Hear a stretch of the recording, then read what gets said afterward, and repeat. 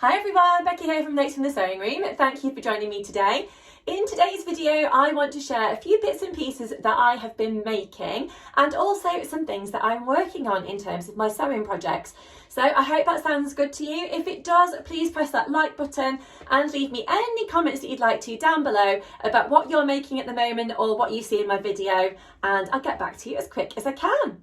Well, I hope you're all good wherever you are in the world. The sun is outside today and it looks really nice, although it is still pretty chilly out there. But I'm hoping to get out and about for a walk fairly soon. But I thought I'd check in with you beforehand and record a little video just to say hi and show you a few bits and bobs. So first of all, I'm going to show you a top that I'm working on, which is made in a lovely pink cotton jersey, which I bought a little while ago from Maid fabric. One of my favourite fabric shops. You can buy from them online, and yeah, it's lovely. So this is also one of my favourite top patterns. I don't know if you recognise it. So this is kind of in progress because I've overlocked it. I had a bit of a disaster with my overlock when I was making this. It just kept coming unthreaded, and yeah, I had to re-thread it I don't know how many times to get to this stage. But all I need to do now is finish off the sleeves and the hem on here as well. But this is the Sew Over It Adele top. So I don't know if you've made it before. You can make it with the shorter sleeve like this one, or you can make it with a longer sleeve. So it's a fairly fitted top and it's got a rounded neckline at the front and then more of a dipped neckline at the back. And yeah, it's one of my absolute favourite top patterns. It just feels a little bit more dressy, I suppose, than a normal t-shirt, but it's really nice. And I think made in this plain pink colourway, it means that I can just wear it with lots of different stuff. I'm actually wearing an Adele top today as well, which is made in this other kind of more purple jersey. If I turn around, you'll be able to see the back and what that one looks like. And this is the arm length as well that I'm making on the other version. This cardigan, by the way, if you've noticed it, I love this cardigan. I picked it up from Tesco, one of my local supermarkets, like in the Christmas sale. I had my eye on it before Christmas and I was like, oh, it's a little bit expensive, particularly for a supermarket cardigan. But then I saw it go down in the sale and luckily there was one in my size, so I had to buy it. But I just love all of that nice beaded detail over there. It's really, really nice. And today I'm wearing it with jeans. I don't wear jeans very often actually, but I don't think they look too bad actually on me with this top and cardigan combo. So I'm not always massively comfortable in jeans. I find them a little bit, I don't know, a bit restrictive maybe. Maybe I've just not found the right pair, should I say. But yes. Now I'm also going to show you a skirt that I'm working on next. So I've not got too far with this, but I'm hoping to make more progress with it. Maybe later this evening. So this is a gorgeous fabric. Again, I bought it from Maid fabrics and it's a kind of linen viscose mix type thing. So all I've done so far is sewn 3 panels together, so it's quite a long piece at the moment, and I've cut out a waistband as well, which I've interfaced. So this waistband is from the Sew Over It tulip skirt because I quite like that fit of that waistband. And then the skirt is actually just like a self-drafted skirt. So I'm basically going to do a kind of basic gathered skirt, which I just thought would be really nice to wear over like the spring, summer sort of months. And yeah, it will be lovely, nice and cool, and look good hopefully with trainers or flip-flops or sandals and yeah, all that kind of thing. So I'm hoping to work a little bit more on that one soon. I am going on Friday to a Rainbow Fabrics pop-up event, which is going to be in Nottingham, and I'm really looking forward to that. So I'm meeting my friend Becky and we're going to be going, and I guess we'll have lunch and that kind of thing when we're out, so it'll be really good. So I'm hoping to wear this skirt and my new pink top, which I just shared with you, out for the event, and that will be lovely. Hopefully the weather will be nice and I won't be freezing wearing those things, but yeah, I just thought I'd share those with you. I've also now got a little jacket to show you, which I have been working on for Alice. So so Alice is my little girl, so she's 2, and I bought this denim jacket from a charity shop with a view to upcycling it. So I just saw it kind of sitting there. I wasn't planning on buying a denim jacket, but I saw Someone else has posted on Instagram recently where they'd upcycled a denim jacket, and it just looks so cool, and I've kind of got that in my mind that I wanted to do one for myself, or make a version of some sort for me or my children. So when I spotted this little children's denim jacket, I thought, aha, I've got to do something about that. So I will be honest, this isn't the perfect size for Alice. It is probably a little bit big. So what I've done is I've rolled up the sleeves, and so they actually fit her okay now. The length of it's not too bad actually. It just looks like a bit of an oversized denim jacket. So it was plain before. I will put in a little bit of video footage so you can see sort of the making process of this. But I've upcycled it with some fat quarters which I was kindly given from Mrs. Quilty.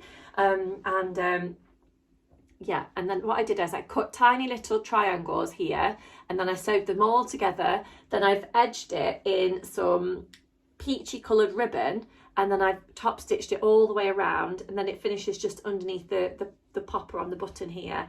So I've done that. I did that on both sides of the jacket just to make it look quite fun on the front. Then I wanted to make a kind of statement panel on the back of the jacket. So what I did was I made a kind of patchwork on the back of the jacket. So again, this is little tiny triangles which I've completely sewn together, so they're squares basically, lots of different triangles turned into squares, and then sewed lines of them together, and then I edged it also in the peachy coloured ribbon all the way around and top stitched it.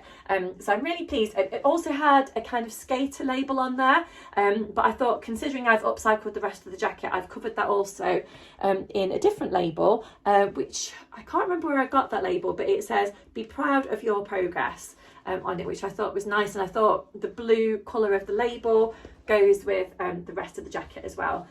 So Alice loves her new jacket. We did have a near miss the other day where she was out in the jacket and it fell off the pushchair, and I had to go like dashing back to try and retrace our steps so I could actually find the jacket, because as you know, with this kind of upcycle, it can take quite a long time. And it did take me a fair amount of time to sew all these different bits together and then put it onto the jacket and stuff. So I was really keen we didn't lose the jacket, particularly on one of our first wears of it. But luckily I managed to find it, and no one had taken it anywhere else or anything. So yeah, that was really lucky.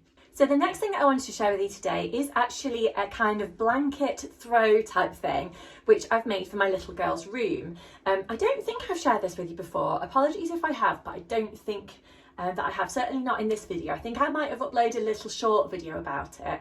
I don't know if you ever watch my short videos, but I do sometimes add little YouTube shorts on when I haven't got time to do a longer video, so do watch out for those.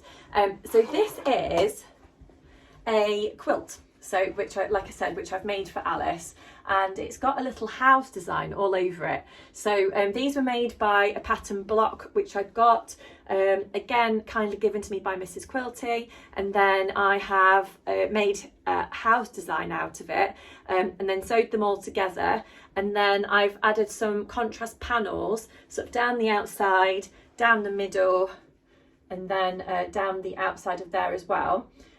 So I've sewed those all together, and then on the back I've actually put on a kind of shop bought throw, which was kind of pre-quilted. I actually got that quite a while ago, and I wasn't really sure what I was going to do with it, but then actually it's coming really nicely for this project, and it kind of makes a really interesting throw where it's detailed all on the front, you can see that, and then it's just plain on the back. But yeah, we have been using this loads since I made it. It's so nice to kind of sit under, snuggle of an evening when we're reading our storybooks. Yeah, it's just a really nice one, and I'm really pleased with it. I mean, these kind of things, you know, they can take a bit of time, but it's the sort of thing which you will literally have for years and years and years. I'm hoping to make one soon, maybe for my own bed, maybe like a bigger one. Not sure yet. I need to think about what design I might like to do. But yeah, I really enjoyed putting this together, and I just love all the different pastel colourways that we've got in here. And the little house design is just so sweet. And to be honest, I think you could do lots of different things with that. You don't have to create a quilt with it. You could do a cushion. You could put it onto an item of clothing. Yeah, there'd be lots of different things that you could do. You could frame it perhaps. Yeah, I don't know, lots of different options that you could do with a kind of a quilt block. You don't have to make a quilt with it. But yeah, I'm really pleased with that. So if you've made a quilt, I'd love to know what your favourite designs are. You know, if you've made one that you've had around for years, or maybe like a friend or a family member gave it to you and you just love it. I'd love to know any of those things, and what your kind of preferred materials are for this sort of stuff. I'm quite new to making things like this, but I am really enjoying the process of it all. So yeah, that is that one. So the final thing that I wanted to share with you today is a cushion that I've made, which you'll notice hopefully kind of goes with the quilt. So this is a cushion again, which I've made for Alice's room, and you'll see that there. So it's got a kind of goose type design on there. So this was also a kind of block which I sewed together, which has got like different triangle sections. So I've sewed four of the sort of different triangle bits together to create the front of the cushion. Then I've edged it in this sort of velvety ribbon, which I bought from a sewing shop in Lincoln, I think, when I went on a little sewing trip with some friends, probably a couple of years ago, to be honest now. But yeah, that was really nice. I kind of had that sitting around for ages, and I thought it worked really nicely for this project. I have quilted the whole thing on this cushion. You can probably see the lines, that the quilting lines, maybe a little bit more on the back of the cushion. And then on the back, apart from quilting it, I have sewed these different panels together. I just love this kind of bird fabric. It's just so sweet. So these are all fat quarters which I used, and then the cushion inner I bought from just like a local shop that sells kind of cushion inners, but it's a really kind of firm cushion, which yeah, it just looks lovely. And Alice has got like a wingback chair in her room, which we kind of sit into, like I said, do stories and read, and sometimes we have a little play before bedtime. But yeah, I'm really pleased with how these two things have worked together, and it's made me sort of think about what other kind of home interiors that I could be making for around the house. We're still in the process of kind of doing our house up. So we bought a 1960s doer-upper house, and bit by bit we're kind of doing different parts of the house. So there's still lots of different scope, I think, for me to make different items that we could use around the home. But yeah, I'd love some new cushions for my living room. That would be really nice. Maybe a nice blanket that we can snuggle under of an evening watching TV. That might be nice. Don't know. I need to give it some thought.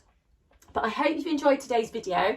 Just a bit of a short video, I guess, for you today, just to have a bit of an insight into what I've been working on. I'm trying to get back on track with the videos that I'm recording, and trying to put them out there a little bit quicker than I have been. It's sometimes quite difficult for me with all the different things that I have to balance, you know, childcare stuff, doing things with the children, family life, working, trying to do my sewing projects, and then obviously sort of filming and editing and all of that. So, but I love having a chat with you here on the channel, and I love sharing different things that I've been working on. So hopefully you enjoy it as well. If you do, I would love it if you could press that like button and subscribe to my channel if you haven't already. And by liking and sharing my video and stuff, it just encourages YouTube to share my video with other people. And if you press that little notification bell also, you won't miss any of my future content. But thank you so much for joining me today. I've really enjoyed chatting with you, and I'll see you again really soon. Bye.